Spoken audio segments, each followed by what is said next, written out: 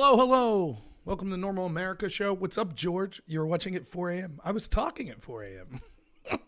By the way, I got yelled at for that by my wife.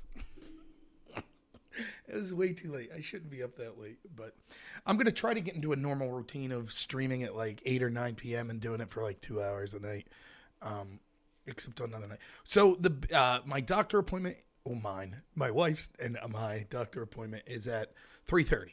So they guaranteed us that they will set an induction date today. It could be anywhere from today till Friday. So we're not certain exactly when we'll have the baby, but as of right now, no baby today.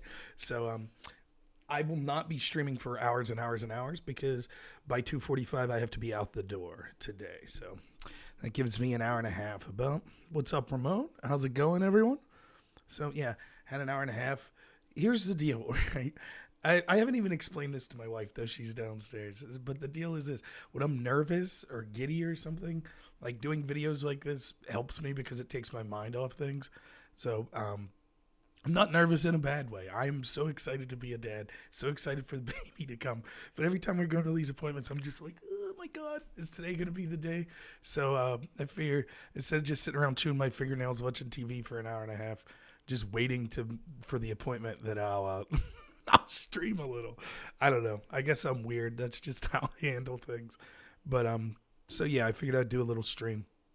And besides, I'm trying to set a goal for the new year of doing so many hours a week and so many days a week of streaming to be more consistent. So this way I can get it out of the way for today. Then if we have the baby tonight, at least I did my due diligence of trying to, do a video today. So.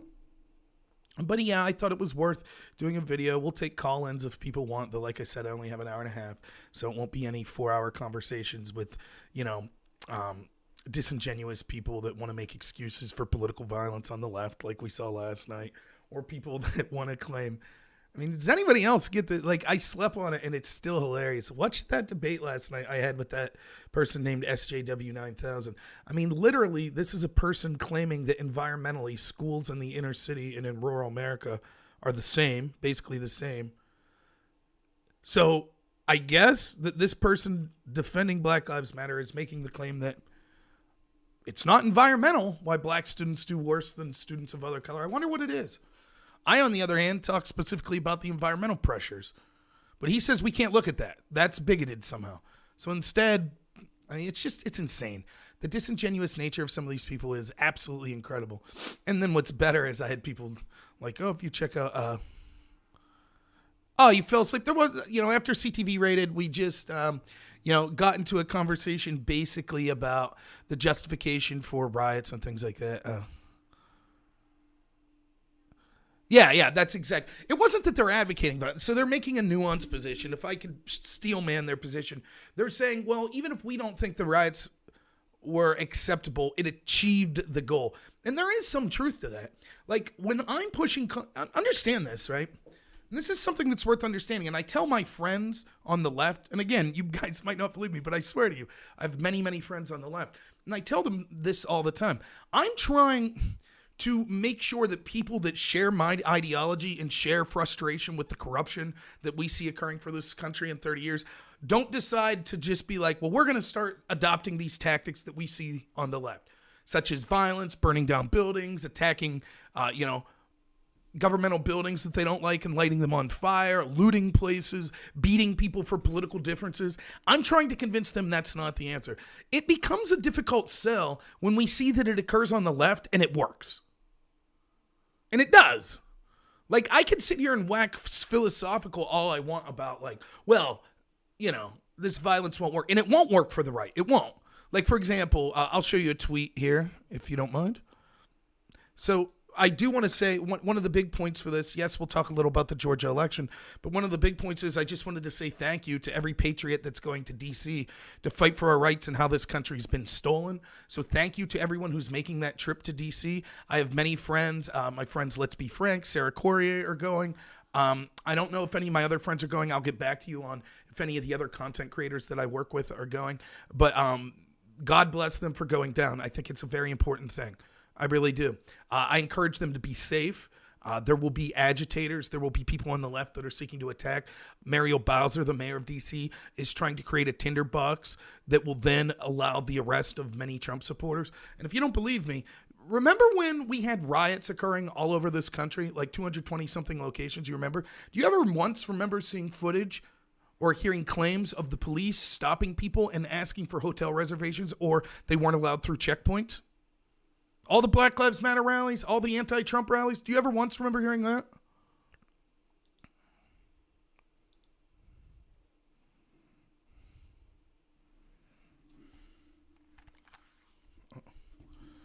Here's Mike Caudry, Trump supporter, blue check mark on Twitter. As we were driving to our hotel in D.C., there are police checking papers and hotel registrations. If you don't have papers, they won't let you through the checkpoints. How come we hear about the National Guard releasing statements and the FBI releasing statements about potential violence when it comes to a Trump rally? And there could be violence. But we never heard that when, we predictably had violence in all of these George Floyd protests.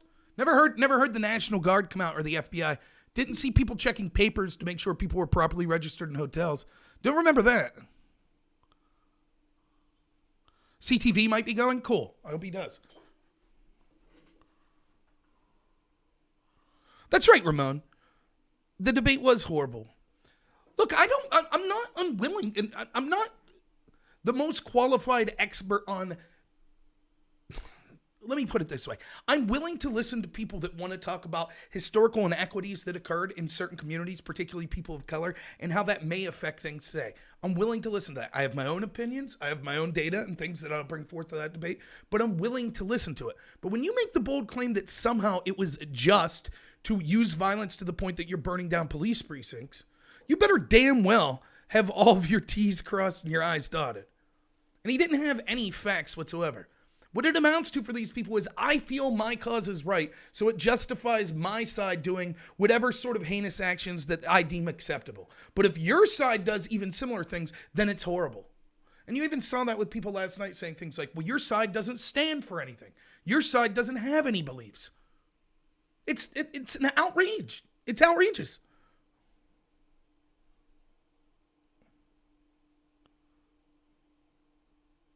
You don't think rioting is comparable to the killing of black people. What does that statement mean? So you're saying then the focusing on the riots and talking about how terrible they are is not warranted because black people die. That's your argument? So, for example, then, if, let's say, some white supremacists, let's say Richard Spencer Group said, we want to riot in black communities because the data is quite striking year after year after year that black people are around 23 times to 40 times, depending on what year you look at, more likely to commit violence against a white person than white people against black people. No, rioting is not to get out a voice. Rioting is to use political terrorism.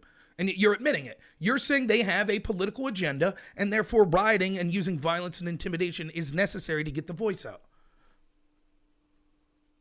The voices of Black lives are not ignored. Pretty much every corporation and every institution of power in this country constantly talks about the need to represent black voices. Show me the last time in this country that we had a major institution literally provide guidance on how to hand out something like medication that admitted more people would die because of that guidance, but it's okay because they're predominantly black people. Show me the last time that's occurred. 20s, 30s under the Democratic Party, maybe? Yet we literally have the CDC, supposedly part of that systemic racism.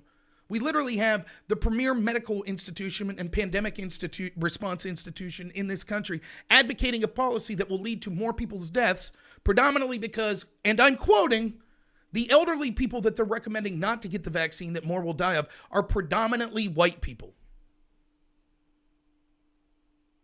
This lie, and this is why I push back, just so the rest of you in the audience that aren't lunatics that advocate political violence, just so you can see, why do I push so hard back on this critical race theory bullshit and this cultural Marxism? This is why. Because it has brainwashed millions of people to making claims such as black people's voices aren't heard, therefore riots are justified. That's what happens. Right, and what was the latest tally? 52, Dan? as a result of George Floyd riots? We know that first night in Minneapolis, as they burnt down sections of the city, they found at least one corpse weeks later as they started to clean it out that were burned alive. David Dorn, was David Dorn's death? You know, black security guard, former police officer that was murdered by someone looting during a Black Lives Matter rally. Was that too just to get people's unheard voices out?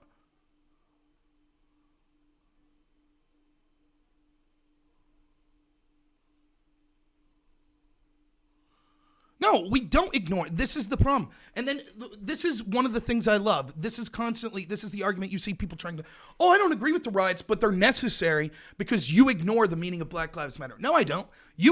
There's only one group that literally is not allowed to advocate, regarding race. There's only one race that literally is totally ignored if you want to advocate for things that are going wrong in their society.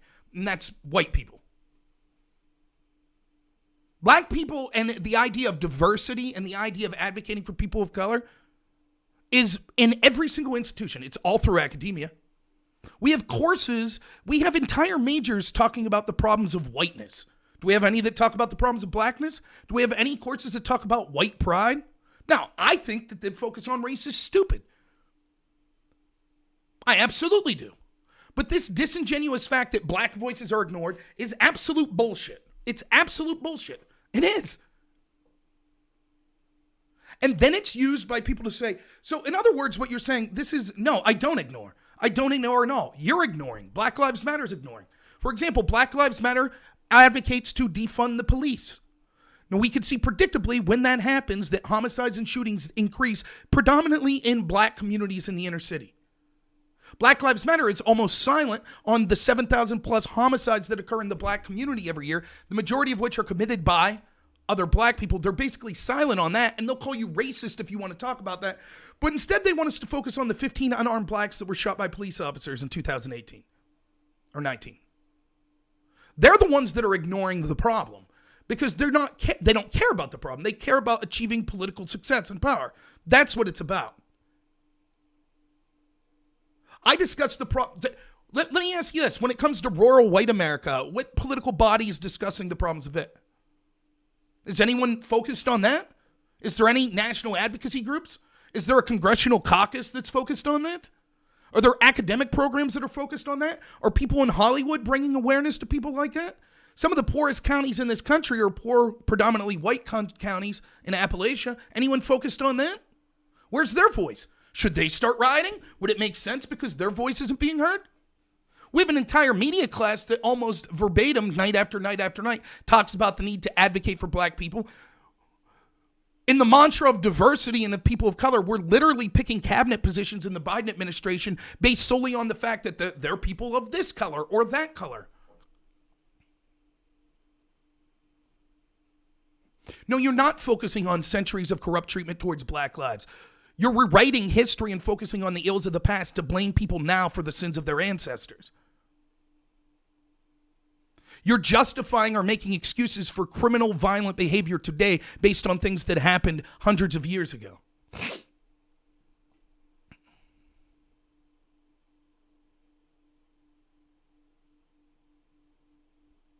The only people you hear talking about fixing rural America are socialists. I guess you're not listening much.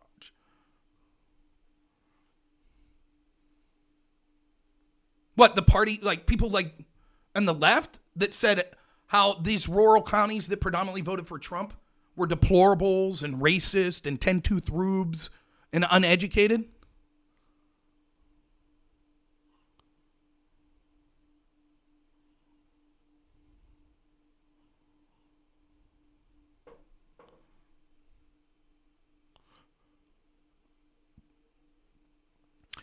What socialist has advocated for rural America? It's an irrelevant argument. Dems are not socialists, so it's irrelevant. Yes, so I suppose, please tell me how, some of these socialists have been out vehemently arguing for rural America. Let's hear it. I hear all sorts of people that vehemently fight socialists that talk about the problems in rural America. Donald Trump's one of those people. Now, it's arguable whether or not his policies were successful in helping rural America, but he at least talked to them. He didn't call them 10-tooth rubes and deplorables. Bernie Sanders, who would call himself a democratic socialist, quite often talked about how many Trump supporters were racist and the policies that rural Americans were concerned with, such as keeping out illegal immigrants and things like that, were racist policies.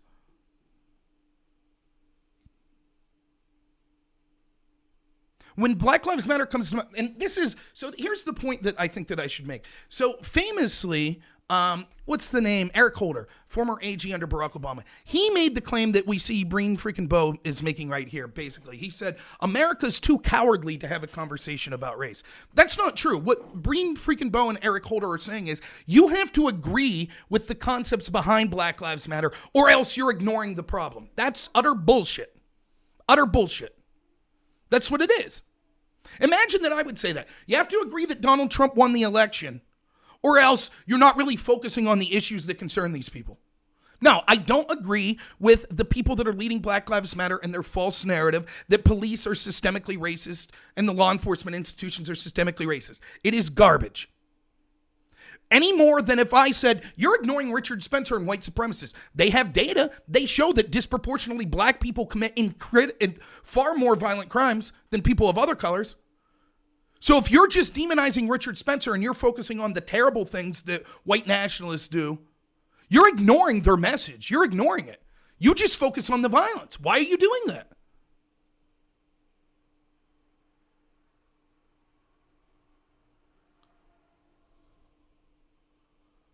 You're blaming people because they still spread racism. You're literally talking about how we shouldn't focus on riots because they're done in the name of black people. That's racism. You would never say the same about any other skin color. If we saw a group of white activists saying we're demonized in academia, we're treated like crap, there are no movements for us, so tens of thousands of us are going to march and burn down buildings and burn down police precincts, etc., you wouldn't say, well, hey, people are spreading, they're just calling out the people that are spreading anti-white racism.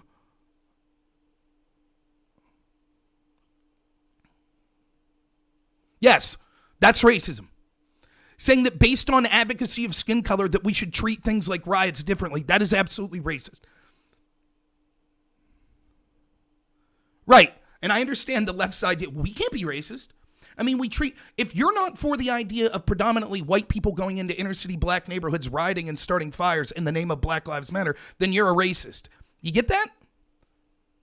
If I'm against white people not going to Martha's Vineyard, not going to Hollywood,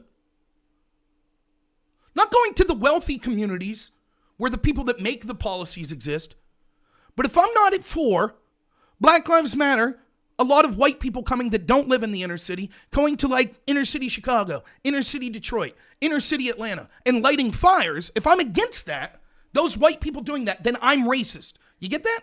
That's how twisted this logic can come. You have to ignore the riots. Who cares if the majority of people that lost businesses and homes during these riots were people of color? Who gives a shit? They had to sacrifice their homes. White people had to burn down those people of homes color so that we could bring attention to the fact that black people get screwed over. And if you point out, if you focus on those riots and the disproportional people of color that were victims of those riots, well, then you're a racist.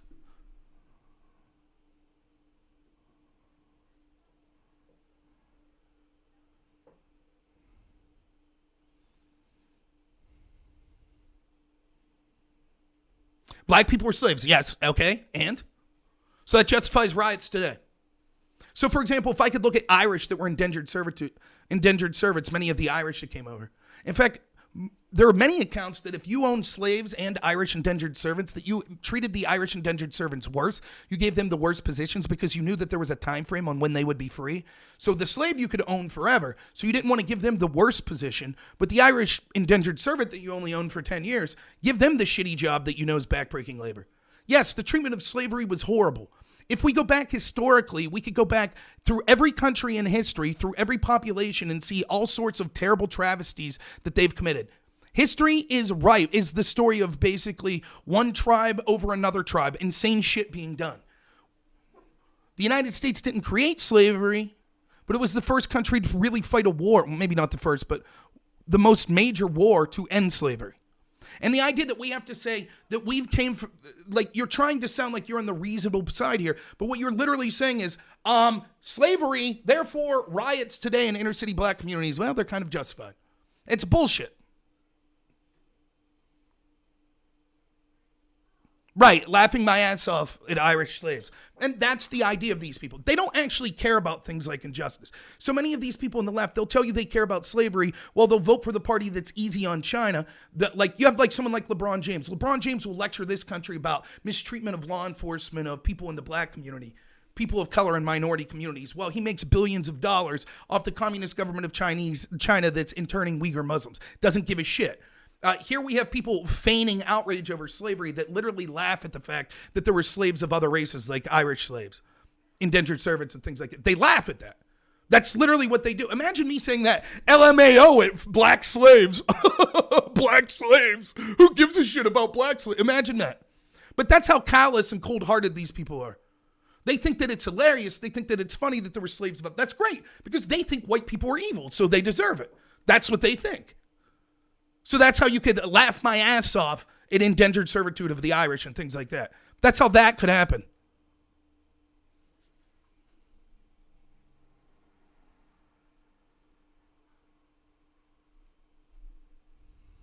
I'm doing great. I absolutely do. So your argument is that there weren't such thing as Irish indentured servants. That's your argument? I have no idea what I'm talking about.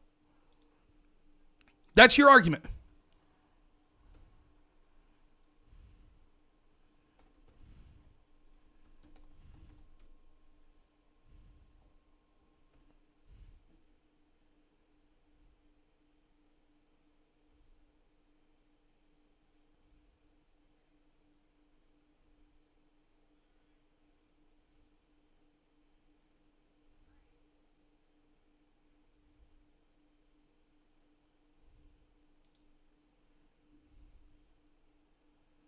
Do I think Irish people still see inequality today? Sure.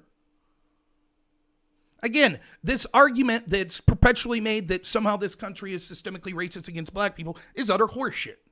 It is. I ask, how has this happened? Well, because of historical oppression. Show me the law today that's racist against people of color. I'll reject the law. I'll see it. Instead, what I see is law enforcement selectively going out of their way, anyone who seemed kind of conservative, to enforce the law as much as, such as the Orthodox Jewish community, that de Blasio, Mayor de Blasio in New York City, decided that he was going to enforce lockdown orders against, while he cheered for Black Lives Matter, refusing to embrace the lockdown orders and going out and protesting and rioting. Show me the law that is written to be expressly anti-black. No, voter ID, that is the bigotry of the left saying, oh, black people aren't competent enough to get IDs. It's absolute horseshit, absolute garbage. It's insulting. I treat black people like everyone else. I say that the laws we pass could be equally held by everyone. That we don't have to make excuses and say, black people aren't competent enough to get ID. They don't know how. They're just stupid. Blacks are just stupid. They don't know how to get an ID. Nope. That's you. That's the left.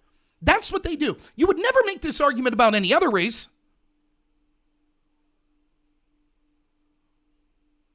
Ah, yes, white conservative men, the most oppressed class. No, I don't play the oppression Olympics. All I want is the laws to be enforced equally. If we're going to say we have lockdown orders, it's funny to watch the left over and over say, oh, because blacks are incarcerated more than whites and receive longer sentences on average, that proves that the country is systemically racist. Yet not bat an eye when we see literally lockdown orders being applied to one political group and allowed to exist on another. They totally cheer for it. They're like, yes, that's great, that's fine. They go on Facebook and say, look at these conservatives that want to open businesses. They're a danger. They should be arrested. They should be locked up. They should be jailed. Here's pictures of me also violating social distance orders, but I'm doing so in the name of Black Lives Matter. It's okay. There's historical oppression against that group, so it's all right for me to violate the orders and potentially spread the disease.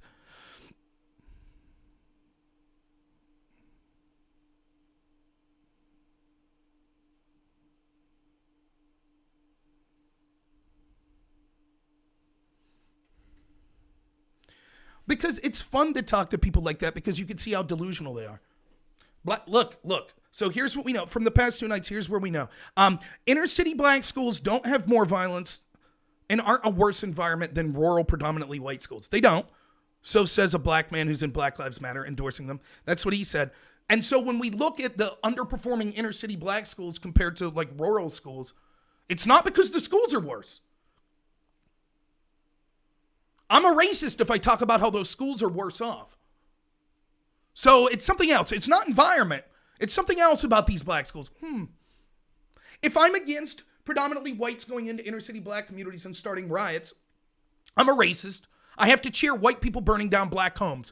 That's how I prove that I like black people, by cheering for white people burning down black homes.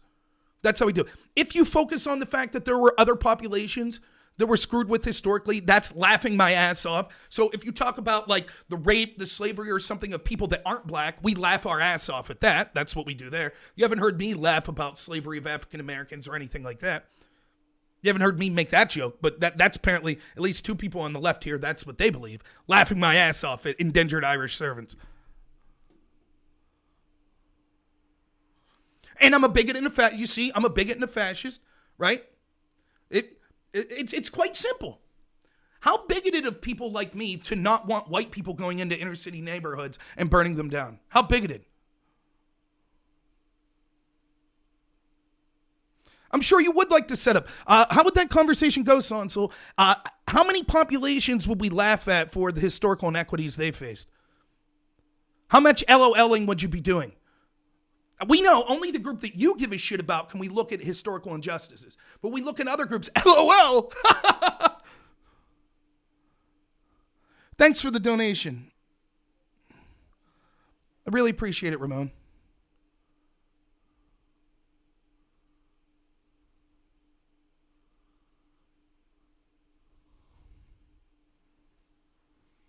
Right, it absolutely comes down to wealth privilege, and this is the mistake that the identity politics pushers on the left constantly make. The truth is that there is a class and a power problem in this country, and that the federal government and our ruling class and these institutions don't give a shit about the average American, regardless of their religion, their gender, their sexual orientation, their race. They don't care. But they know that they could drive a wedge in people by talking about race. That's how you see so many people on here that are embracing a Black Lives Matter movement that claim that Black Lives Matter needs to exist because people ignore black problems, ignoring the fact that almost every major corporation in this country repeatedly talks about Black Lives Matter, the need for diversity, the need to help people of color, over and over and over and over and over and over and over again.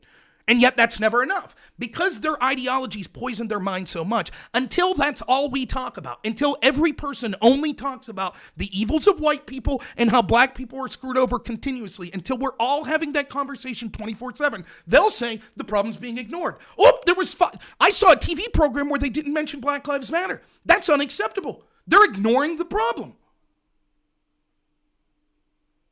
Then all of a sudden they say, well, the riots are to get their voice heard. They had no other choice. No one else was talking about Black Lives Matter, the plight of inner cities. No one was talking about it. No one. Oh, by the way, we'll continue to reelect the people that have been in charge of these systems in the Democratic Party for the past 70 years that apparently, according to them, weren't talking about the plight of black people. But now they'll change. Now they've changed.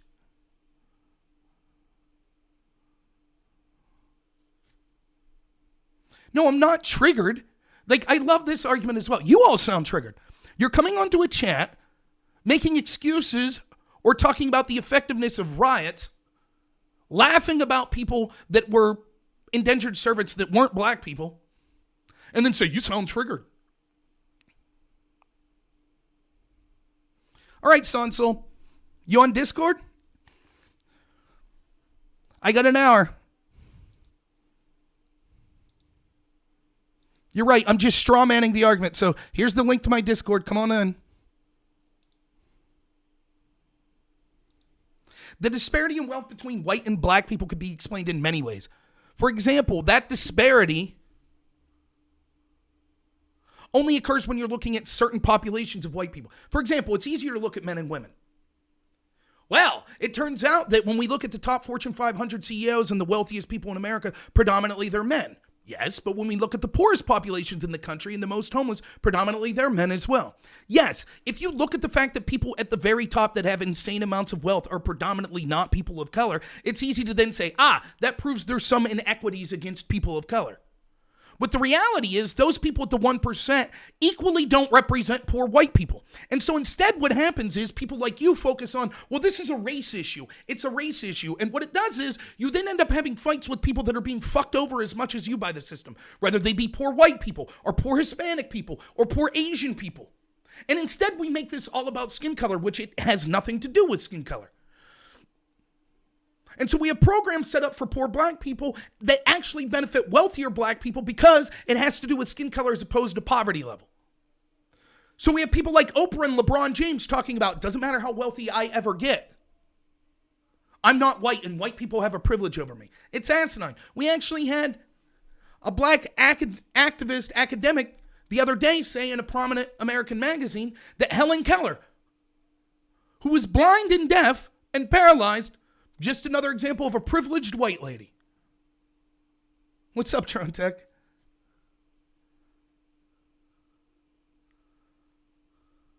Dirtbag's the dumbest lefty streamer on Twitch. Whew. He's got some challenge. So, all right, who's coming on? Right? I was just strawmanning, so Son Soul was coming on, right? 5 minutes, great.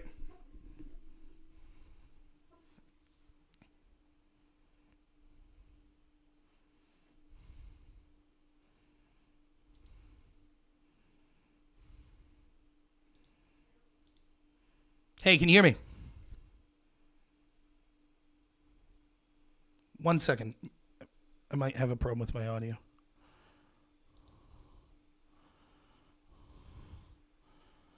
Oh, crap. What's going on here? No, don't do that.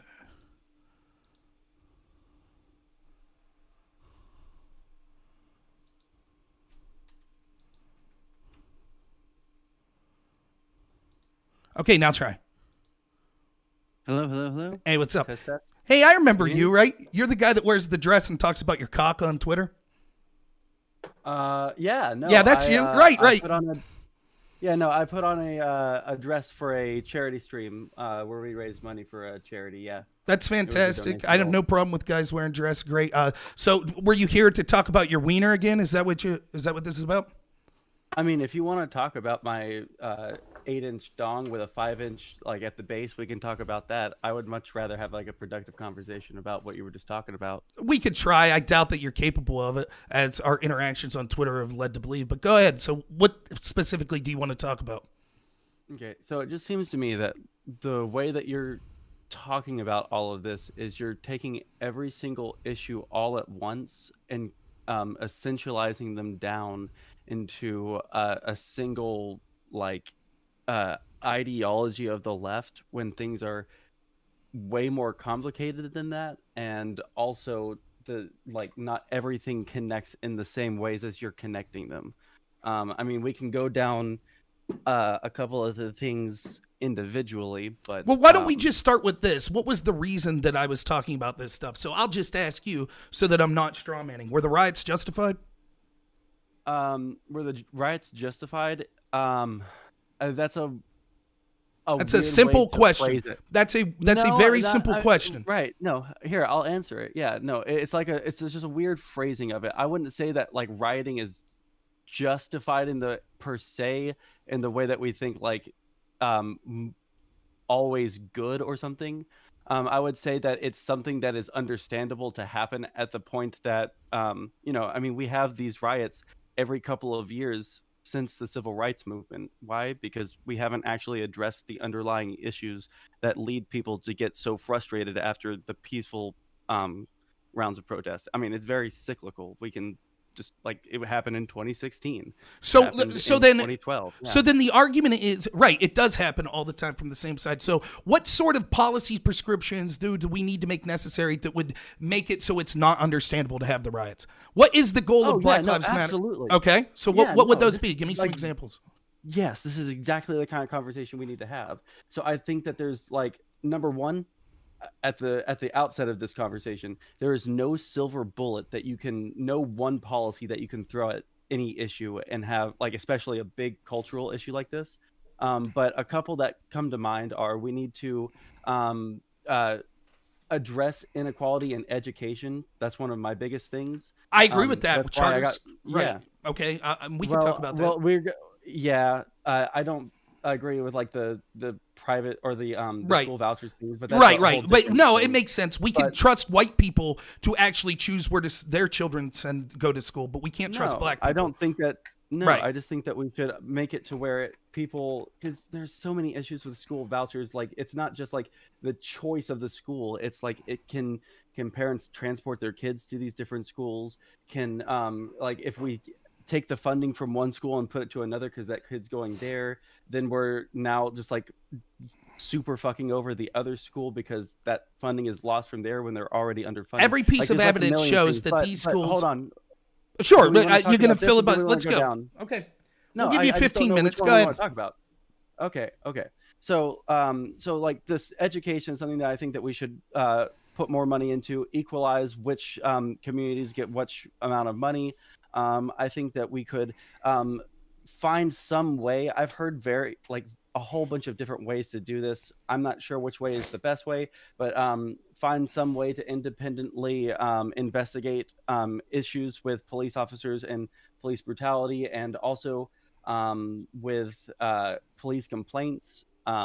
Oftentimes we see in many different studies and meta-analyses of these studies that show that Black people get pulled over more, get searched more in cars, like whether or not they're arrested or not. I think that we need to get rid of Okay, let me stop you there. So, because you're going quite a long. Yeah. So let me stop you. You're going quite a long time. So part of the argument is then the rioting is understandable because the discrepancies we see in sort of incarceration rates, being pulled over, and things like that, being Black versus being white. And so until we have policies that kind of get that a handle on that, then riots are going to be understandable. That's the argument. That's part of the argument? Yes. Yeah, okay. I mean, I guess so that then would real be quick. a So good then way of essentializing it, yeah. So, okay. So then if we see a population of people that are disproportionately affected by law enforcement, you would think if nothing's being done to address that riots are then understandable from that population? Well, I mean, if it's like been systemically done over a long period of time and they try to get some policy through, or they advocate for a policy and they get ignored for a long period of time, yeah, this happens all over the world for all sorts of different reasons. Okay. So can you see the screen still?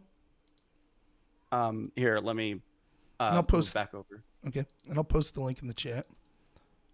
Oh, yeah. That Okay. would be much easier for me. Let me see here. Yeah. In your general chat, or in the OB. Okay, I yeah, got yeah. you. I found it. Professor Starr research shows large unexplained gender disparities in federal criminal cases. If you're a criminal defendant, it may help a lot to be a woman. At least that's what Professor Sonja Starr's, let me finish, research on federal criminal cases suggests. Professor Starr's recent paper estimating gender disparities in federal criminal cases looks closely at the large data set of federal cases and reveals some significant findings. After controlling for the arrest offense, criminal history, and other prior characteristics, men receive 63% longer sentences on average than women do, and women are twice as likely to avoid incarceration if convicted. The gender gap is about 6 times as large as the racial disparity. So, if it's understandable that Black people in the name of Blacks being incarcerated more are rioting, then we should expect it would be 6 times more understandable for a community of just men to riot, correct? No, that's a weird way to try and take these two data points and try and make the same case out of them. Why is that? But I do think that's to think that people, like, all men are going to riot because of this. There are other things that affect men that are positive, and it's not like men. Such as what? What is it? Wait, what does that have to do with our law enforcement system? Men are 6 times more likely to face a disparity than Blacks are to whites in our legal system. Yeah, you're taking one statistic and trying to extrapolate an entire argument out of it. No, you're the person who said that if we see inequities in incarceration rates and prison sentences and things like that, it makes rioting understandable. I didn't say it was just because of that. I explicitly said that there were many, many, many things that are all contributing to this. Literally, I said, if we had a population of people that were facing a disparity in the law enforcement system and we're getting more incarceration rates, you would expect them, it would be understandable for them to riot. You said yes. Now, as soon as it's a group that the cultural Marxists think are oppressors, because that's probably how you look at the world, that we're just broken the identity politics like you play. So when it's a group that you don't favor for, you're like, no. Men kind of deserve that impression. Let me tell you something. I love men. Okay, great. Men are dope as fuck. All right, great. I don't think that men should be or women should be getting off the hook by any means. I don't know enough about that specific topic to say that's right. We can do do to make sure that we can bring Now, parity why to do you that, think you because don't people know enough shouldn't be about get that? off the hook. Now, we talk about people being unheard. Are there massive corporations talking about the inequities in the criminal justice system for men? Are there academic disciplines talking about that? Majors that you could take? Or major institutions talking about this? Do we have politicians that are making this a major platform? Do we have sports leagues that are making this? Hold on. This isn't as big of a cultural or a societal issue as the other one. Right. 6 times worse isn't as big of a deal. No, because number one, we're looking at like numbers of scale, right? We're looking at an entire group of people, right? Man, woman, and oftentimes children that are having their everyday lives disrupted in some way by law enforcement often. I mean, I don't know if the study where they're like talking about people being pulled over. I think it was like 16 times more likely for an African American to be pulled over and have their car searched until the sun went down, when the cops couldn't see into the cars, and then it basically became equal between black and white people. And this is like a huge study of like 100 million traffic stops, right? Like the sample size makes it to where it's incontrovertible that I'll tell you what, I challenge you to point to that study that says 16 times more likely. The highest number I've seen is 2 times more likely. I've read probably 7 or 8 of these studies and said the highest number I found was that blacks are 2 times more likely to be pulled over. So I'll be interested to read your evidence that shows 16 times more likely. It'll take me a couple of seconds. Sure. But, we can keep talking while I try and find it. And I'm not saying it doesn't exist, but I'm saying the bulk of the evidence does not suggest that. Right? And there's other things. For example, there was a professor at Harvard University that after which shooting was it? After one of the shootings, I think in 2015, decided to research how much more likely police were to shoot unarmed black people than white people. He said it was... Right. I think that the shooting black people is like the wrong thing to focus on. Right. You always focus on... Right. There's always... So instead of focusing on cops shooting black people, which clearly is what the bulk of these riots were about, was about the idea that black people's lives are in danger by the police. It wasn't about, black people get pulled over and get traffic tickets more. So if the evidence... As soon as hold on. So as soon as the evidence starts to point to, actually, here's a study that shows unarmed whites are more likely to be shot than unarmed blacks, all of a sudden it changes. Oh, no. We're not just talking about police shooting and killing unarmed people. Now it's also about traffic tickets. So the focus that we were told to focus on this particular thing, it always becomes this never-ending nebulous. Every time you could prove, wait a minute, actually there's more of a disparity in the law enforcement system between men and women than there is between black and whites. Speak on this really quick? You could go real quick, sure. I generously this sure. Is let's what go. My thing is, right? This is my thing. Like, yes, the thing that's going to spark off the protest is going to be like a really egregious display of police brutality or negligence of like their duty or something like that, of course.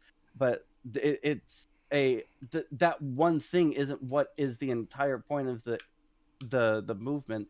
I think that the movement is pretty clear about racial disparities in the justice system, and I mean there's other like tangential issues like wealth disparity, like the average wealth of a black family in Boston compared to a white family. Like the average wealth is like $8 if you add up all of their assets and all of their debts.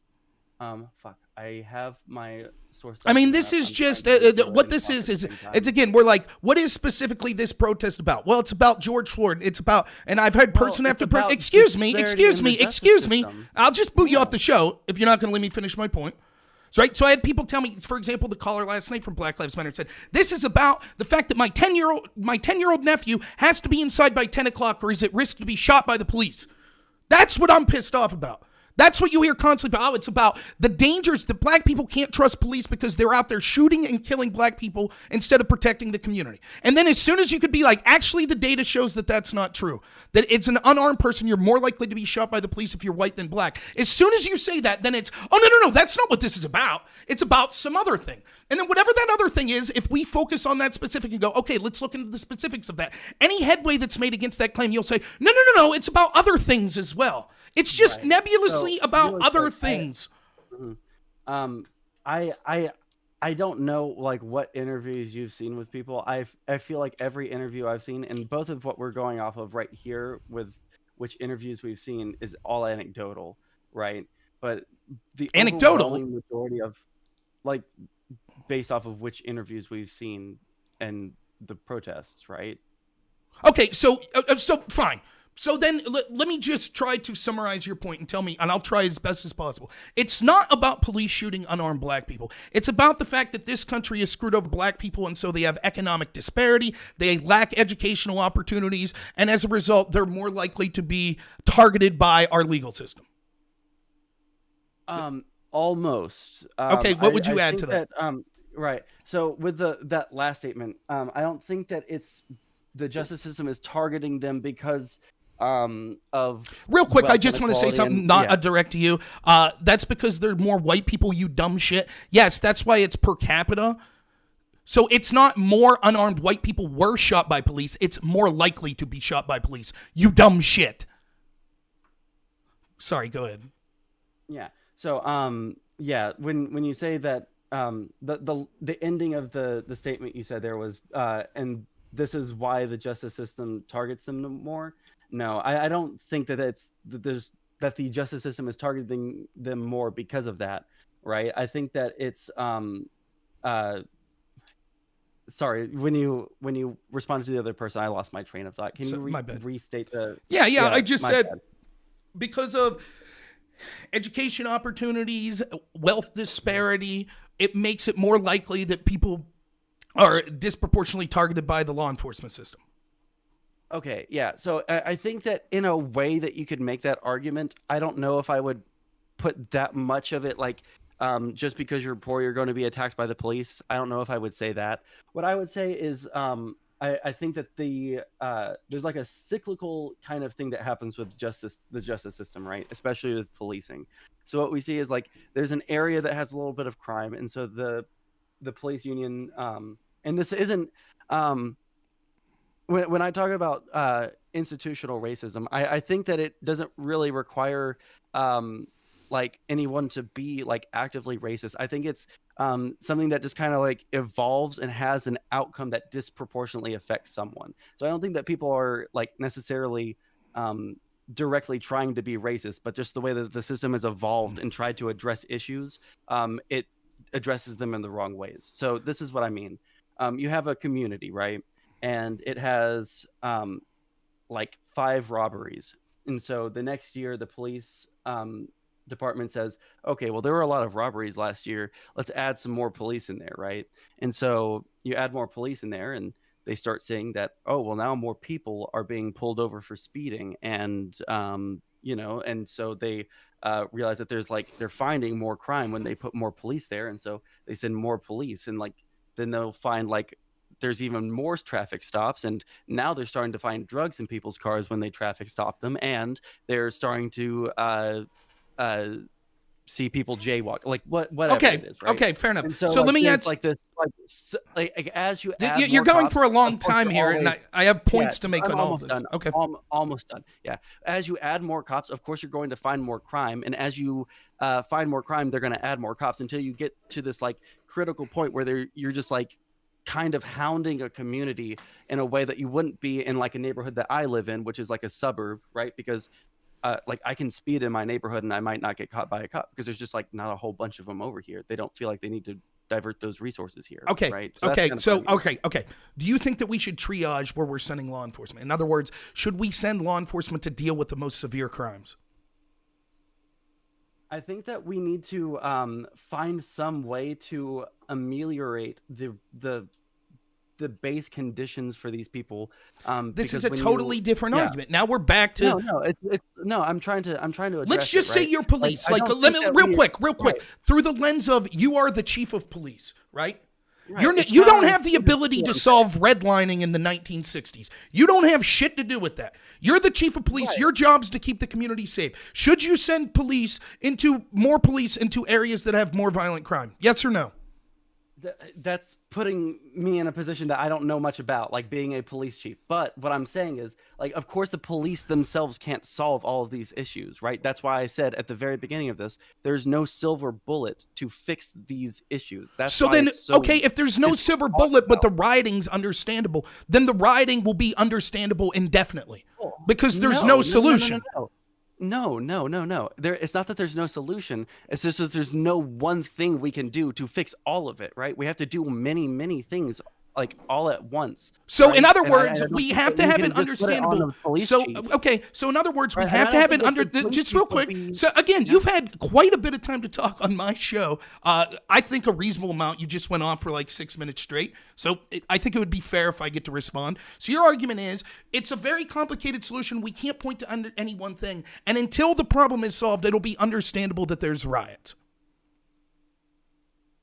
Well, I mean, yeah, Martin Luther King said the exact same thing as I'm saying. No, he didn't advocate for riots didn't like advocate, this. And and for neither did example, I Martin say. Luther King, Neither did I say right? that I'm Martin Luther advocating King for it. actually said that we should treat people based on the content of their character and not their skin color. Yeah, That he is the also exact said that opposite we see riots for are the language movements. of the unheard, and as long as Right. these injustices continue to happen, people will continue to riot. This is like almost a direct quote of him. Right, I understand that's what he said. It doesn't make it understandable or acceptable because then what happens is people will always say, "Well, I feel that I'm not being heard enough." In fact, it is inevitable because don't like this hierarchies are slippery inevitable. Because hierarchies are inevitable. There will always be people at the lower end of the economic or of the law enforcement. There will always be populations that will be able to say that I'm towards the bottom Right. rungs of society. So we would then say But what them you can rioting do- is always understandable. While they're there, they feel unheard. But Therefore, what it's you can do understandable. Is you can try and make the disparity between the top and the bottom a little bit like closer together, right? So how Instead are of we doing that? super So far for apart. example, the party that's predominantly endorsing Black Lives Matter, such as the Democratic Party, overwhelmingly is the party of the very rich. Black Lives Matter itself is endorsed by almost every major institution that Black Lives Matter itself claims is systemically racist. And so this revolution is brought to you by Nike. Nike's endorsing the movement of Black Lives Matter as they have sweatshops in China where they're interning minorities in slave shop labor. That's Yeah, what I this mean, they're movement's gonna do about. they're going to do what is like better for their bottom line, and it's really good to virtue signal to their Right, base. and it's very good for the movement of Black Lives Matter to virtue signal as well. Now, why is it that we're focused on the police and law enforcement and the 15 unarmed blacks that were shot? The number actually, to be totally honest, the Washington Post has the most comprehensive list of police shootings a year that I've seen. That number is varied between 15 and 25 unarmed blacks that were shot in 2019. So I'll go with the high number, 25. Why are they focused on the 25 unarmed blacks that were shot by law enforcement as opposed to the over 7,000 that were killed in black on black crime? because these are two different things. Right, and I would think that I would be Right, more no, concerned yeah. at focusing on the thing that's 1,000 times more likely to kill me. Well, so if we want to talk about like how to address crime and how to address police brutality, these are two different things. Which do we want to talk about? Right, I would think that you would want to talk about the one that's much more serious, especially when the net effect of addressing so why do police people commit brutality crime? in the way that Black Lives Matter is doing and saying defund the police actually Well, results why do in more commit people crime in. the first place? Why do people commit crime in the first? There could be tons of reasons. It could be that they're psychopaths. It could be that they're addicts. It could be that they're What desperate. is the- It could do you be know what that. Yeah. Do you know what the number one predictor of crime over all of human history and all of the world has been? It's been poverty. Right. So why are we focused on race instead of poverty? Because disproportionately, I mean, I would like to do policies that help all people that are in poverty. And I think that there's no one's going to make a bill that says only black people don't have to pay taxes for the next 50 years. I think that would be No, that's a very bullshit. weird There are people, bill. they called it reparations. Yeah, no, some people. If we do reparations, I would like it to be like investing in black businesses or something like that. We But, should not be doing um, any policies that are giving tax dollars specifically to people of color.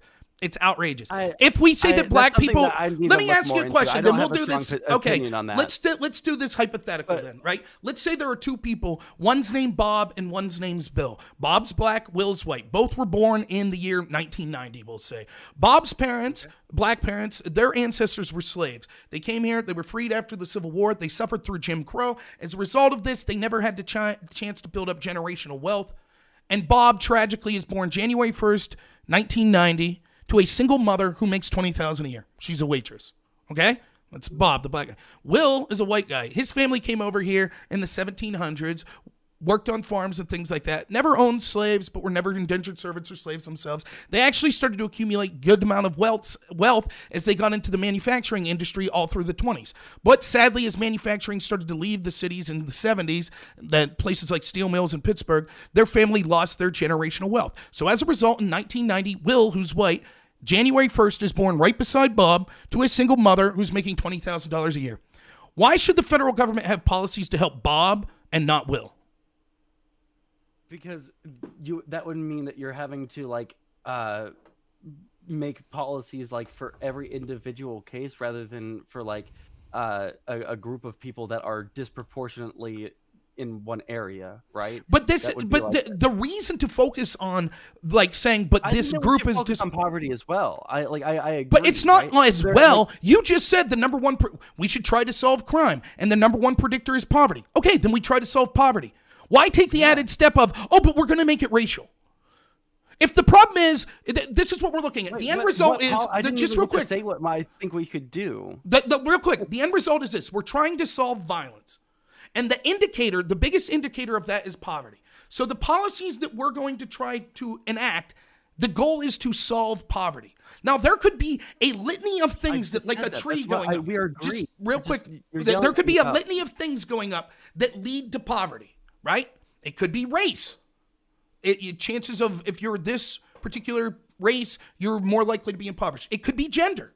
It could be age. It could be geographic location.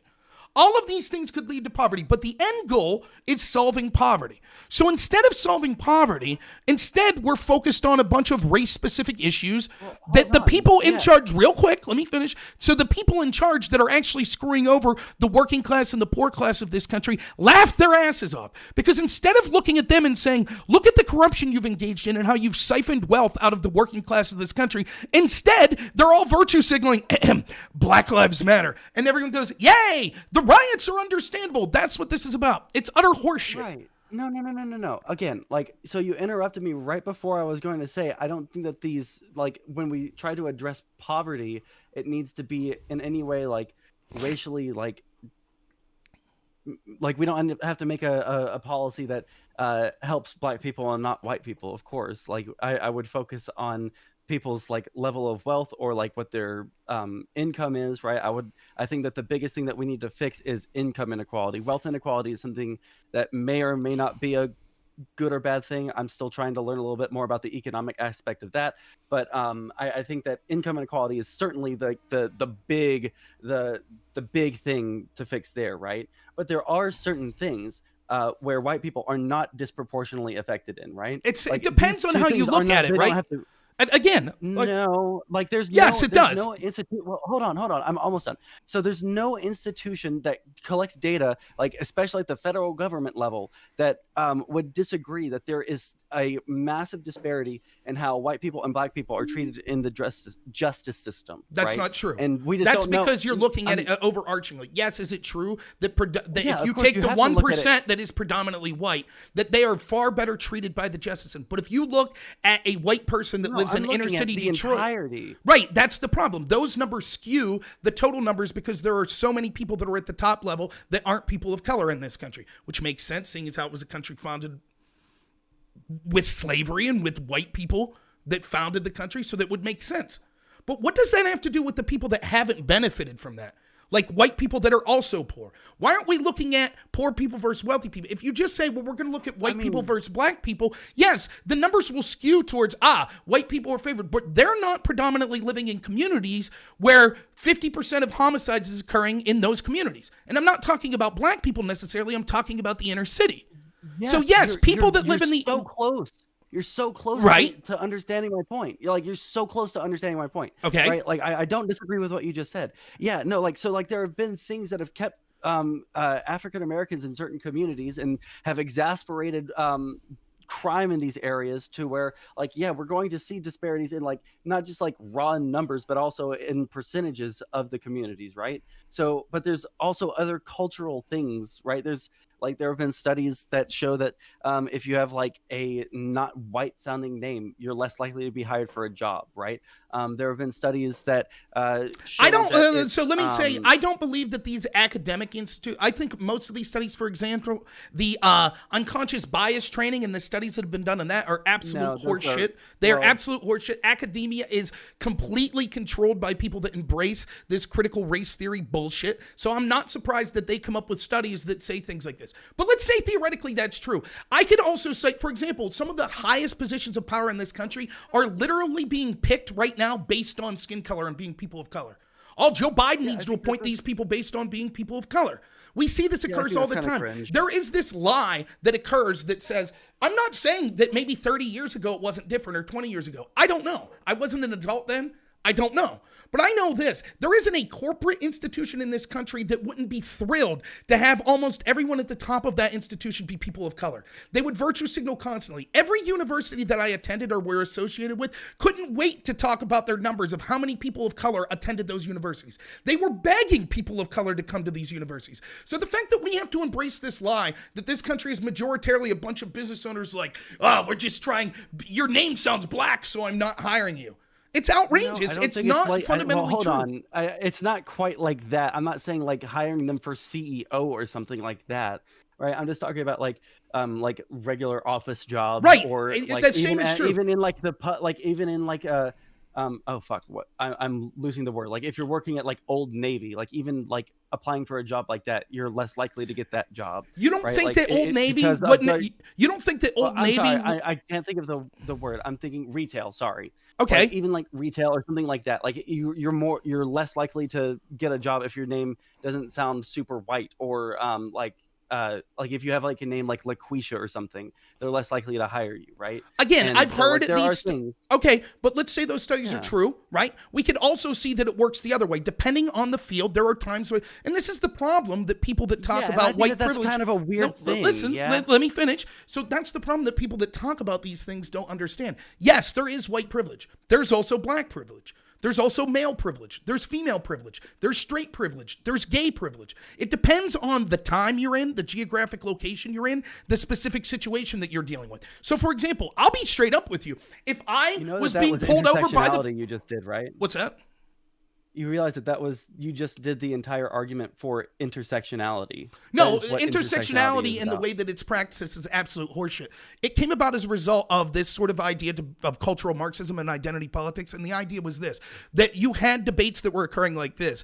Black people saying we're oppressed and that's the fundamental root of all evil. And women saying we're oppressed and that's the fundamental root of all evil. And so they needed to find a way that they could come together in their victimhood and demonize people. So they said, instead we'll look at the intersexual nature of how oppressed groups are uniquely oppressed when these cross groups intersect. So, for example, the oppression that faces a black man is less severe and different than the oppression that faces a black woman, because she's facing an intersectional level of oppression that is both being a woman and being black, and that makes it unique You're from looking at being the a woman negative and from aspect, being not the black. positive one. Right. So, tell me one intersection. So, give me a famous intersectional scholar that talks about negative situations for being a white male.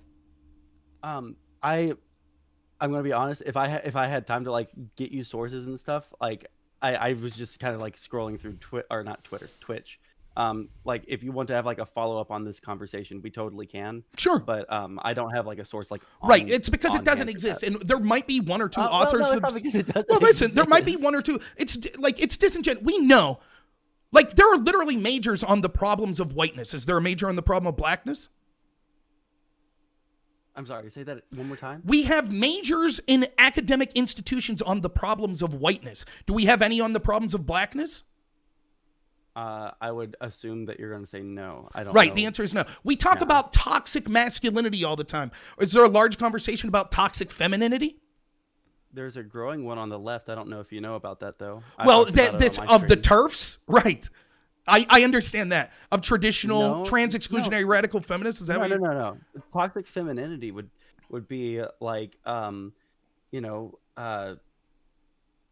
saying that like I'm super weak. You have to do this for me, right? Even though you're totally capable of doing it. Like that would be like one aspect, or like I mean like a lot of the things that go into toxic masculinity, just like reverse the role and like talk about it from the female's perspective, and that would be like the toxic femininity. Right. type So of it's thing. still a condemnation of what they would call the patriarchy.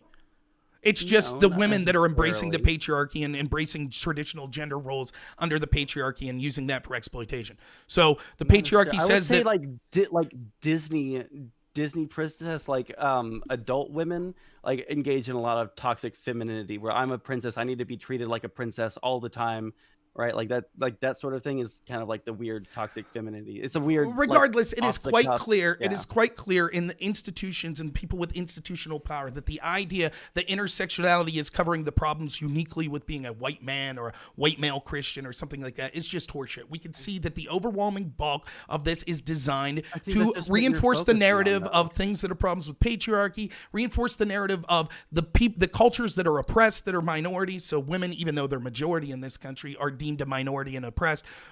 Blacks are deemed a minority and oppressed. People of color in general are minorities and oppressed. People that aren't Christian The are way that- minorities and oppressed. yeah. And therefore, it is totally. In fact, there is a large movement that has gained institutional ground that even says, and not everyone says this, I'll grant you, but there's a large movement that says you cannot be racist if you're a person of color. There's a large movement Yeah, saying that's this. fucking weird. I don't like Right. that. Right. But well, here's good. my I'm thing. glad. My- But you have to say these Right. things exist. And there's nothing. yeah, they there's do. nothing I'm not- counter but to here's that. the thing. There's not a mainstream movement saying you can't be racist if you're white. That's not a kind. Here's my the thing. ar- Really quick. I'm gonna have to go here in like the next 5 minutes. But good, because I want to bring here's my something else thing. up. But good. Yeah. This is kind of like what I bring up to a lot of lefties, and a lot of lefties don't get this. I brought it up to a couple of my conservative friends, and they've kind of like tried to be introspective about it. And I appreciate that on their end. But I feel like there's a lot of times where we get very, very deep into our own bubbles that we see on Twitch and on Twitter and on YouTube and shit, right? And so we get into this mindset where like we hear these things and we take them straight for granted, right? And we create these straw mans, and that's the main reason why I said in chat that I want to talk to you, because it feels to me like you're constructing these straw men of the left that I think are either I'll admit there are people that say all of these different things that you're saying, but there are very few people that say all of the things that you're saying, right? And it's like these like 2 follower accounts on Twitter, right? That's that not do true. that sort of Almost thing. every single argument I make are people that have institutional power. So pretty much everything that I've said, I could point to But academic all of the professors, things people. you're saying Yes. all at once. Yes. Okay. Well, that's Like I that's could point to interesting. I people. have Well, not wait, what do seen you mean that sort all of at thing. once? No one's saying everything all at once. Well, I mean, not in one statement, but I mean, like that's their ideology is all the things that you're saying. The 'Cause I just predominant, don't see the that. orthodoxy that we see through the people that are controlling the institutions that make up the left and the Democratic Party, yes, are making these sorts of arguments. That's exactly what's occurring. Let me get. Sometimes I wish they made up the Democratic Party. I think that they're a lot more conservative than a lot of people want Right, to and for believe. example, someone brings up a good point, which I brought up earlier on this. Can you name me an institution in this country that is advocating giving medicines that so that more people will die, but it's okay because those people are predominantly black? Can you name me an institution in the past 50 years that's done that?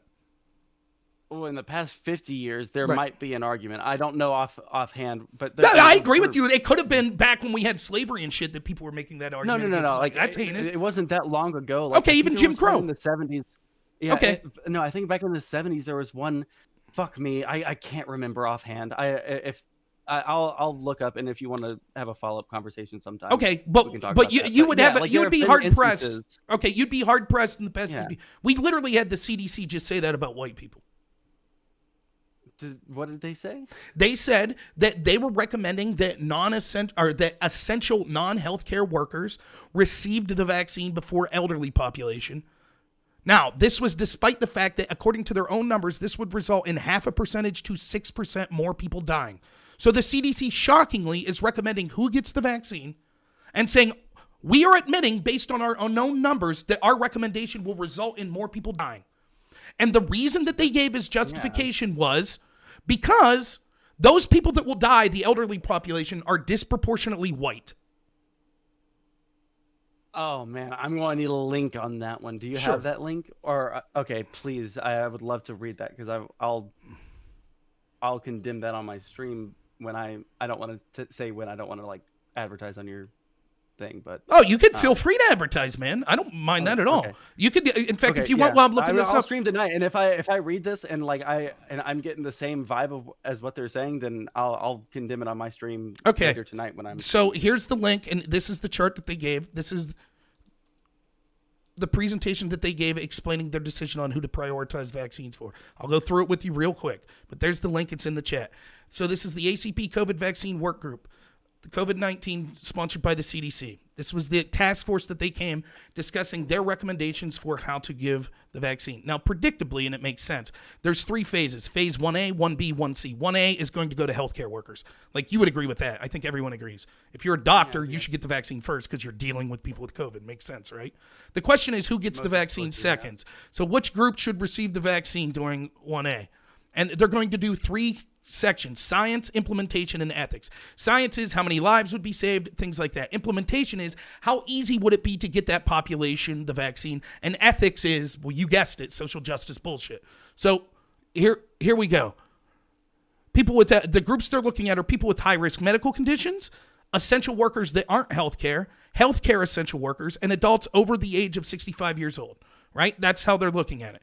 They give a list of what they mean by that. The only thing it's worth looking at here is the non-healthcare essential workers. It says people like food service, food and agriculture, education, energy, firefighters, manufacturing, etc. So you get an idea who they're talking about. Not people working at nursing homes. They're talking about people working at the restaurant, people working in farms, right? Like, no argument so far, right? Yeah. Okay. So here's the chart they come up with: science, and here's the 3 groups. So we're asking, after healthcare workers, who gets the vaccine? So now that we're going to go through it, science. And you can see the mortality rates are highest in older adults. So the 65 overpopulation, you can see it's not even close. This is the CDC's own numbers. Data source, CDC COVID-19. So it's coming from the CDC. I don't think you have any disagreement there. It's killing old people such a ridiculously higher percentage than any other population. Sure. Okay, so that's what it's talking about. So let's go down. Here's their charts that they use, right? So there's 2 types of ways they could be looking at this vaccine: if it's an infection blocking vaccine or if it's a disease blocking vaccine. I can't tell you what specifically they mean about the difference there, but let's look at what they say. They say, I could go ahead. You could, I if could you could actually- fill in, yeah. if you, Yeah, so infection blocking vaccine, this is just to make sure that people don't actually get infected in the first place. Okay. Disease would be to block people from getting super sick from Okay, it. that So, sounds yeah. reasonable. I'll believe that. So anyways, you can see their claim here. It says initially vaccinating the age 65 plus in phase 1B. In other words, after the healthcare workers, right? So who are we giving it to in phase 1B is the question. If we gave it to the over 65 population, it would avert approximately 0.5% to 2% more deaths compared to targeting high-risk adults or essential workers. If it's disease blocking, initially vaccinating the age 65 in phase 1B averts approximately 2% to 6.5% more deaths. So are you in agreement, according to these charts, the CDC's at missing? If we chose to vaccinate the over age 65 population, we would save between 0.5% to 6.5% lives. That's what they're saying, according to their data, correct? Let me read it right quick. Let me scroll down to that Sure. part on just so I can make sure I'm understanding. Initially vaccinating age 65 in phase 1B.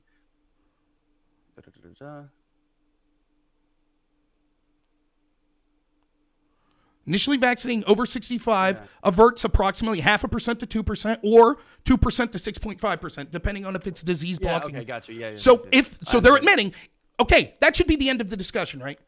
So we could save up to 6.5 more percent people, according to the CDC's own number, if that's who we gave the vaccine to. That should be the end of the discussion, correct?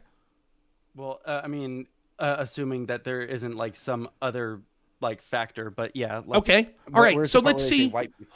So look, when it comes to science, despite that, they give 3 stars or plus signs, whatever they're giving. So they're saying it's equal scientifically to give it to essential high-risk medical conditions in adults over the age of 65. That's horseshit because we could see they said they'd save more lives by giving it to adults. Now they go to implementation. Implementation's just how easy would it be to track these groups and to make sure that they get the vaccine.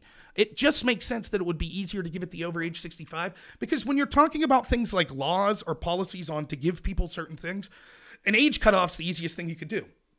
Are you 65? You get the vaccine. If you're talking about non-healthcare essential workers, how do you even know that you are one of them? Like, I bet there's a lot of people that work at Burger King or McDonald's that wouldn't realize that that's a category they're eligible in. Therefore, it makes implementation more difficult. And so when you see they actually come down, values of the target group, essential workers, they only get 1 star.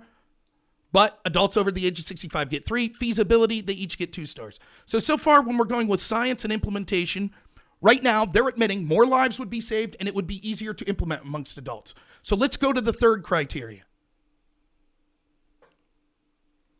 Both of them get dark green, which is the highest marks when it comes to maximizing benefits and minimizing harms. That's what the science were. Promoting justice. I don't even know. Like, we'll focus on outrage. That's just, I don't know what they're trying to say here. Here's the important part. Mitigate health inequities. Quote, racial and ethnic minority groups disproportionately represent many essential industries.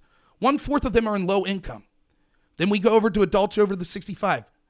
Highest incidence of mortality in congregate living. Notice how this is highlighted red? As this is a big no-no. Racial and ethnic minority groups underrepresented among adults over the age of 65. Literally what they're saying here is it is a big negative that the fact that the majority of these people over 65s, who more lives would be saved if they got the disease, well, there's not enough black people in those groups. I feel like that's a really, I need to read the whole thing. I feel like that's a really, really uncharitable like interpretation of that. Should like the CDC, let's just say this, should the CDC, when they're talking about giving the vaccine out, what should their primary goal be? I guess to put it out in the most ethically and why do we want our doctors dealing in things like ethic populations? Shouldn't we, their goal be to stop the disease and stop people dying from it?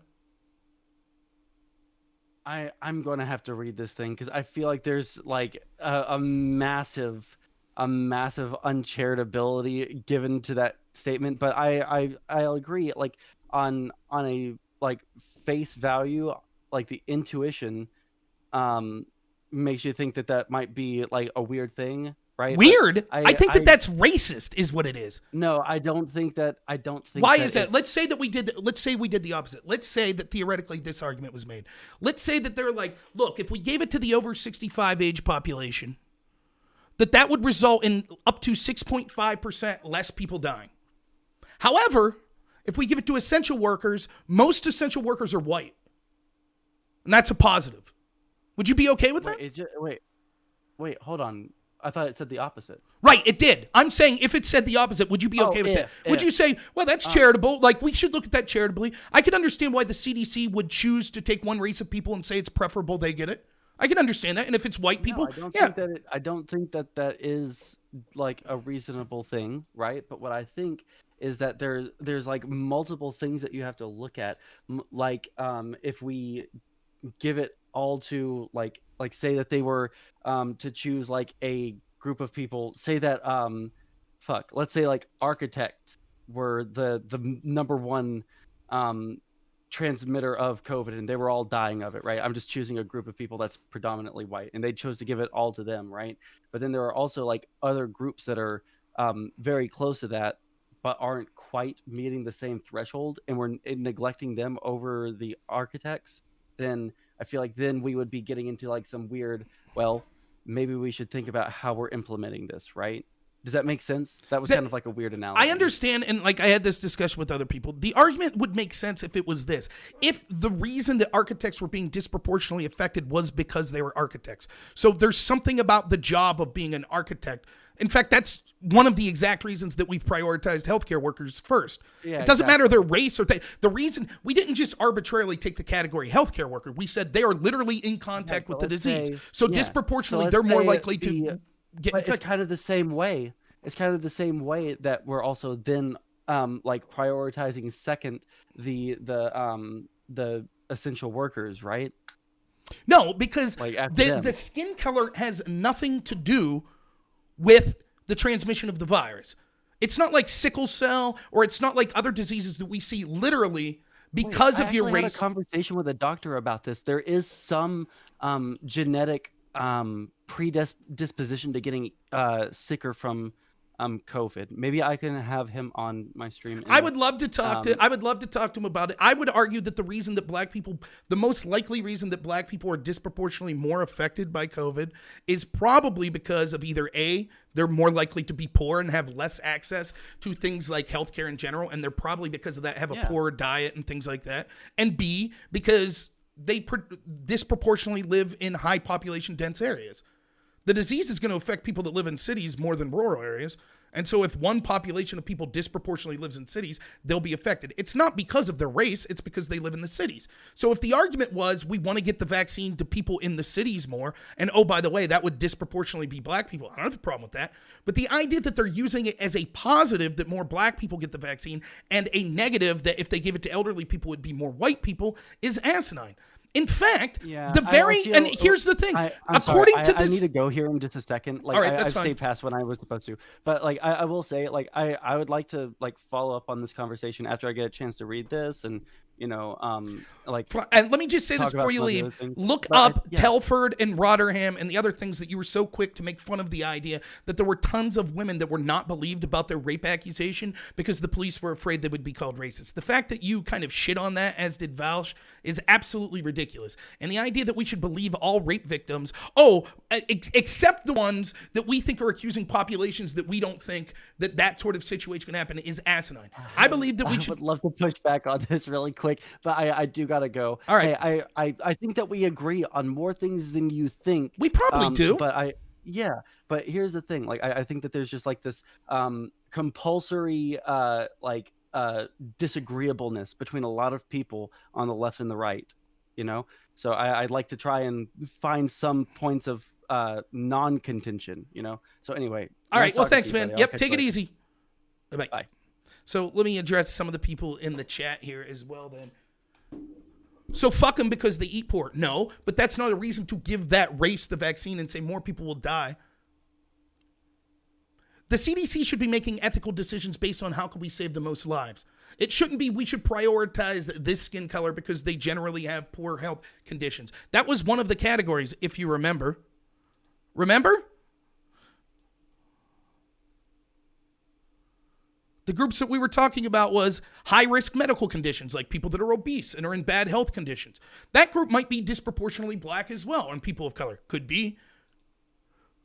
But the criteria is people with the poor health conditions, not people with the skin color. Saying that and think about this. In actuality, the policy that the CDC is actuating would actually result, are you ready for this? In more people of color dying. So for example, if 6.5% more people would die because you didn't give the vaccine to elderly people, this might blow your mind, but you ready for this? There are elderly black people. So let's make it real simple. You have populations of 100 people. 65, over 65, there's 100 people. Essential non-healthcare workers, there's 100 people. Now, of the non-essential workers, 50 of them are black. Of the elderly, only 10 of them are black. But if the virus is like 150 times more likely to kill an 80-year-old than it is a 20-year-old that's in relative good health working, if you prioritize giving that group of younger people the vaccine because, hey, there's 50 black people out of 100 there, then you're probably going to see a good chance that several of those elderly black people die. Whereas if you prioritized giving the elderly people because you said this is literally going to save lives, the chances of those younger, healthy people, even though they're more disproportionately people of color dying, is far less.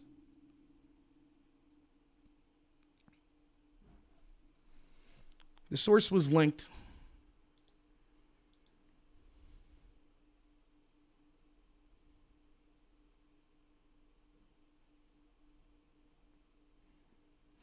Catherine, the CDC was forced to go back and change their recommendation after the outcry because they showed themselves to be racist that were basically advocating a soft form of ethnic cleansing.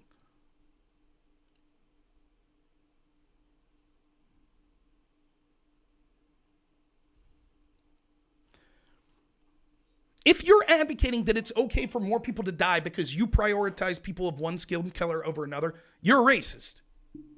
It's that simple. You can try to make all the justifications you want. It's bullshit. You're a racist. It's that simple.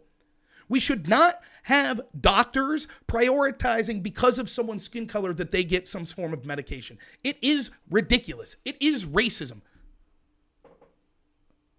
I didn't see what's going on in Georgia at all. It's that simple.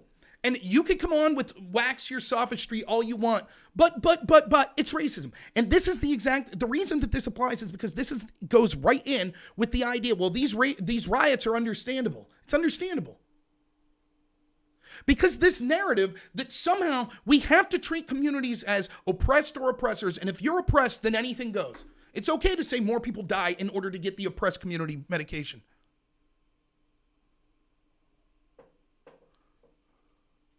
Race is about race. Okay, fine. African American community. And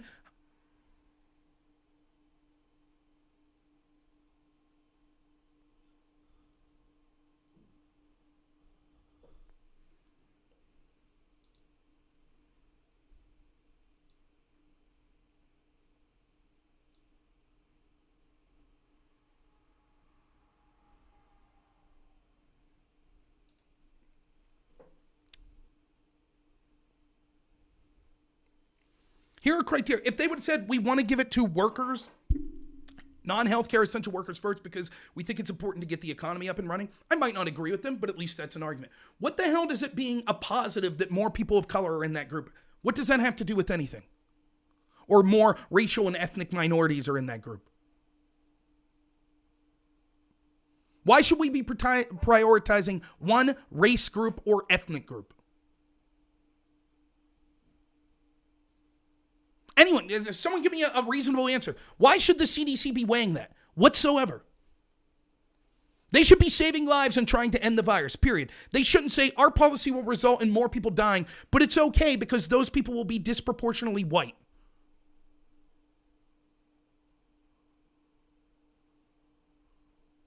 What is the possible justification for including race in that conversation?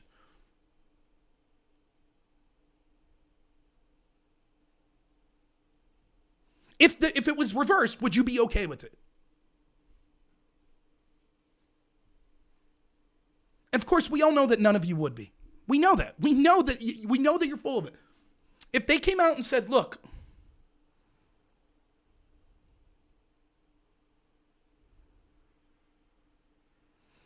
America is yet to make up for institutional wealth disparities. What the hell does that have to do with the CDC recommending vaccines to save the most lives? So because people not associated with the CDC have made policies you dislike that you think have economically disparaged black people, you therefore think it's acceptable for the CDC to say, we're going to try to make up for that by causing more people to die in how we give out this vaccine. Now, it's bullshit. It's bullshit, Catherine. But I'm glad you're here. I'm glad you can see. Catherine is literally advocating for the withholding of medicine to white people in order as some form of reparation. That's what she's advocating for. More people must die because those people that will die are white. And that's okay because it's some form of reparation. Well, if you don't stand behind it, I just asked, would you be okay with it? In other words, would you stand behind it? If you're saying this was possibly their rationale, but I disagree with it, yeah, I agree with you. That's exactly what happened. The CDC has been infiltrated by scientists that aren't concerned about stopping the disease and saving the most lives. They're concerned about playing racial politics. They're concerned about virtue signaling. I agree. That's exactly what's going on. The CDC thinks that there's somehow a positive in determining who gets this based on skin color because it somehow resolves perceived racial inequities of the past.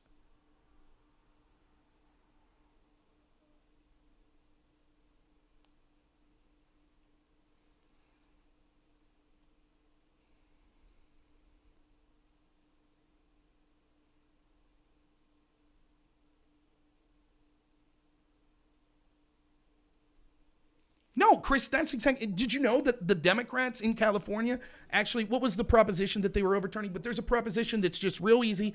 It was just passed in the 90s by the person who led the charge was actually a black civil rights leader.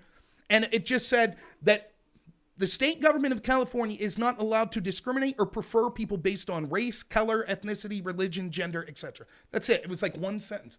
That's being overturned by Democrats in California because they do want to discriminate against people based on race, and they do want to prefer people based on race. They want to.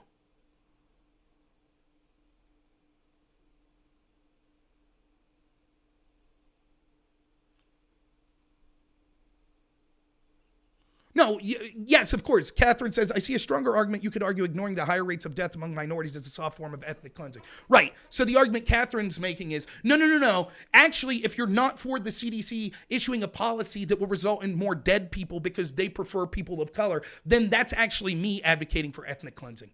What amount of horse shit is this? That's like saying, actually, I'm for the police having laws that specifically say, by the way, we're going to specifically, and we're going to put this in writing, target black people more. That's going to be our argument. Our laws will say, if you're black and you're arrested, that actually, in law, we're going to write that leads to a lengthier sentence. And if you disagree with that, Catherine, well, that's because it's a soft form of ethnic cleansing, because actually black perpetrators are more likely to kill black people than white perpetrators. So you don't care about the black people dying.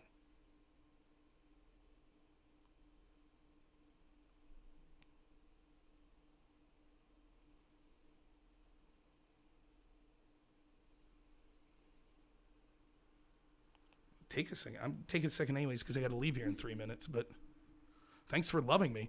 I would say I enjoy your conversation. I don't know if I love you, but I wish you no ill will, and I think the show is better by talking to people that aren't in agreement with me all the time.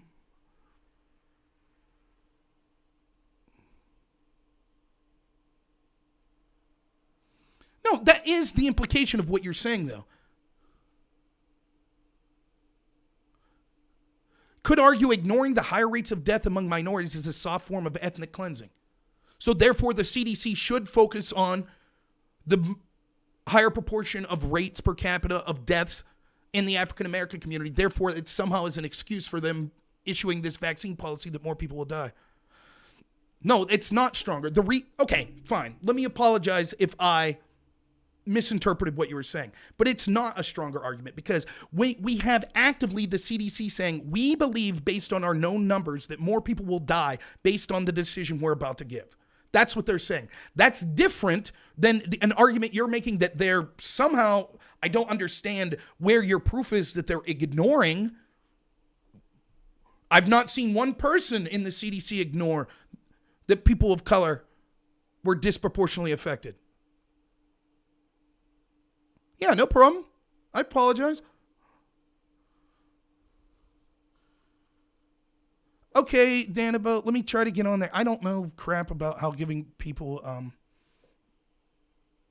admin permissions, but let me see. There we go. I think I did it. Yeah, feel free to make it look professional. I trust you, man. Is Courtney on here? She's probably yelling at me that it's time to go. Yeah, I got to go. So, all right, I got a doctor appointment. You probably won't see me for a couple days. Hopefully, I'll have my first baby. But I do appreciate even the people that were on here discussing things with me. It helped take my mind off being nervous going to this doctor appointment. So I'm not nervous because things are going poorly. Actually, things are going great. We've been incredibly blessed that the pregnancy's gone swimmingly. Well, for me, swimmingly. My wife would disagree. But there's been no underlying health conditions or anything we've seen with baby Hank. So hopefully... oh yeah, I always forget to do a raid. Sure, I could try to raid someone. You'll have to talk me through it because I'm not that familiar with Twitch, but yeah. So thank you everyone that's tuned in. I really appreciate it. Look, the CDC should not be prioritizing one race over another. It's absolutely insane. Computer Carnage, is that the name of your channel?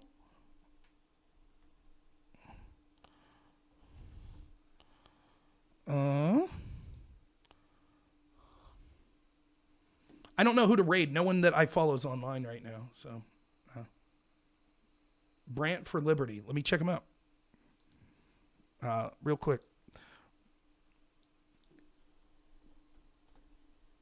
Okay. And what do? I type. So I go on my channel and then I type. Can someone walk me through this? I know I sound like an idiot or a boomer, as many people say. I type like backslash raid or something like that. I type like backslash raid. Thank you for the people saying congrats. I really appreciate it. Thank you. If someone could walk me through it, and I bet it's. Thank you. Backslash raid.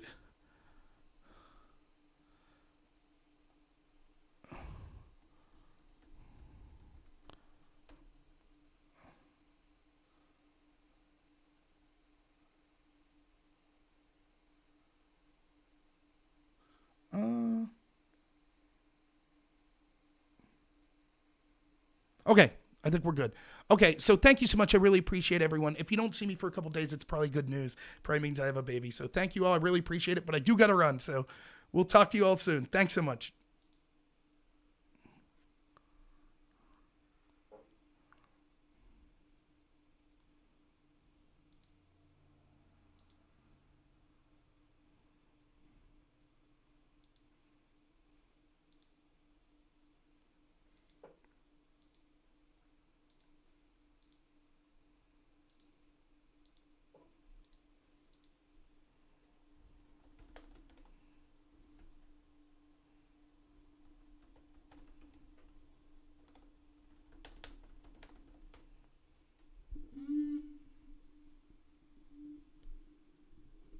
All right.